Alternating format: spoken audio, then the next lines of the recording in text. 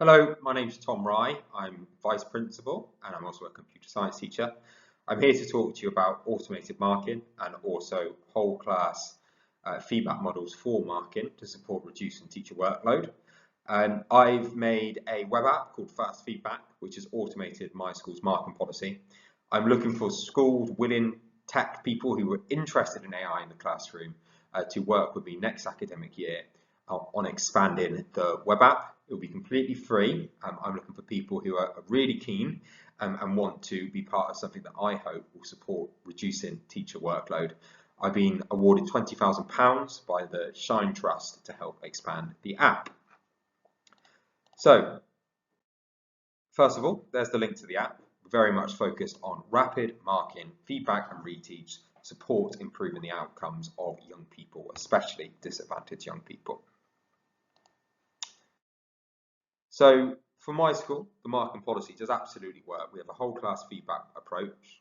The school's really high performing, and my focus in the school is very much on Key Stage 4, where feedback, responsive teaching is obviously key. Progress 8 in our school last year was 1.04, and we regularly perform within or around the top 100 schools nationally, which we're really, really proud of. This policy supports responsive teaching, so you might have heard of things like the Michaela model for feedback. You may have read this blog by Joe Facer, which is a really good read about how they give feedback. And certainly for me as a computer scientist, since I've started at Bolingbroke, I've always felt like actually marking is very much just seeing patterns and comparing student answers to models in a teacher's head. And I've been able to automate some of those principles, which has saved a huge amount of time. So let's talk about that marking process then without fast feedback involved. So the teacher would read all the pupil work, they'd identify common what went wells and EBIs. The teacher would then write a reteach task. Now that reteach task is absolutely key to come up with a task that can essentially retest pupils on those prior misconceptions. The teacher would reteach it and then the pupils would reattempt a similar task based on their EBI. And that check for understanding following that is also really key. So we've got a couple of examples here from Bolingbroke of what teachers might use. So here, firstly, this is an example from a fast feedback lesson. An English teacher highlights a misconception here and then shows an example remodel. Then what the teacher would do is show common what went wells and then show even better ifs. And the pupils would pick some of those, they'd have some autonomy to write them into their books, and then they'd have some kind of reteach and go into their final reteach activity for them to show that they've essentially closed the gap between what they didn't know when they did the assessment and what they know now following the reteach. Here's another example of maths. So we love to show pupil work too, so often take pictures of it and then go into the what went wells and EBI, and then following that, it'd be a reteach task. So certainly for that marking model, it supports reducing workload. So rather than that, tick flip marking we've always seen, which doesn't have any impact on pupil outcomes really. And what we really want is a focus on responsive teaching and planning great reteach tasks here too to identify misconceptions. But it is still time consuming. I've noticed this. It can still take over an hour to mark a full group, and you're not able to do this quickly enough to enable knowledge retention, to enable responsive teaching. So it takes time and it's difficult. So this is why I've made fast feedback, is to automate that policy. We're very much disadvantaged students, part of the philosophy behind fast feedback, and to support disadvantaged students through responsive teaching, so essentially enabling this principle of responsive teaching to be at the heart of the application, and also reducing workload for teachers. So we know how tight it is in schools. I teach computer science, so particularly in Key Stage 3, where we only see a class 1 hour a week, that marking, I hear teachers often now, they might say, yeah, feedback's verbal, it might be peer assessment, but actually we know that the best way to do this, if we had an infinite amount of time, would be with some teacher oversight here. And I really think what I've made, that teacher oversight is low workload and high impact. And finally, a key guiding principle for this web app is equity in ed tech. So the idea being that when it's fully released and fully finished in the final model, is to release it as an open source app that other people might take and develop even more, and to enable equity in ed tech to stop really expensive ed tech, which can be really draining on school budgets. So the problem in general then is teachers will often cite workload and marking as really burdensome for them. So if we can reduce that, that's a really beneficial thing. Lots of ed tech and assessment platforms really focus on multiple choice questions. These are great, they're really easy and quick to grade, but they provide limited insight into pupil understanding at times. So therefore, fast feedback also does, I guess, written responses, and that means it can assess a broader set of objectives, which can be really beneficial. Knowledge retention too, so because feedback doesn't happen as much as it should, that means it's not supportive of great knowledge retention. If you were able to mark your year 7 class books every single week, they're going to learn more because you're going to know even more where they're at and enable even more responsive teaching.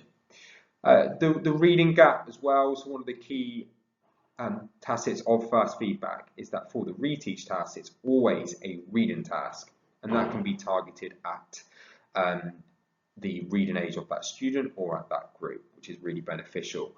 We know how important high reading age is for pupils to do well in their GCSEs. I've mentioned the EdTech space as well and the open source idea. So this is just comparing the two. So this is whole class manual marking. That can take 1 hour and 30 minutes. Then we've got the fast feedback model, which can take a significantly shorter amount of time to enable that. I can click back on that slide, but that was meant to say essentially you can do this in about 10 to 15 minutes to mark your whole class feedback. Then we have what makes us unique. So we use AI to generate the reteach tasks. There's a variety of assessment methods, so there's multiple choice and typed question marking. We will expand that with some of the funding to develop it further to do handwritten question upload if you are using manual marking. And then we use similarity scoring between a teacher model and a student answer to really work out what the best answers are to enable the teacher to sort of generate and work out where the gaps are for pupils too. Another area that makes it unique is really rapid upload of questions and generation of quizzes. That's done through CSV upload, which I think is really, really quick and means you're not faffing around with lots of stuff. And finally, individual and whole class feedback. So you could do a whole class fast feedback, or you could target at individual students too. So impact so far, so for me, it's now part of my weekly planning process. So pupils will do an exit ticket on fast feedback. They type their answers in my computer science room. It gives me a lesson by lesson gauge on pupil attainment. So I can tweak my lessons week by week. Marking is rapid, so it enables me to develop this great reteach content through those reading tasks. And actually my pupils are in a routine. They'll do fast feedback as an exit ticket. The following lesson, which is week by week in Key Stage 3 for me, they'll come back and they'll do the reteach activity as they do now when they come back, which is really powerful for responsive teaching. Following the trial this year and with the prototype, I've been awarded £20,000 to further develop the app. I'm looking for around 15 schools to use the app next year with the aim of improving the education for 1,000 disadvantaged students.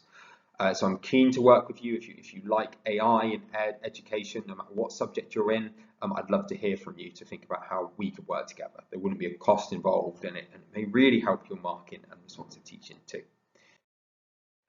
So I'm going to talk through how some of the app works. Now, it's very much in prototype form at the moment. I've been working with a UX designer to develop it more. But you can see here we've got a series of student typed responses here.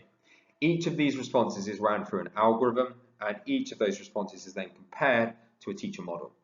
Then a similarity score is generated. The higher the similarity score, the better the answer, in theory.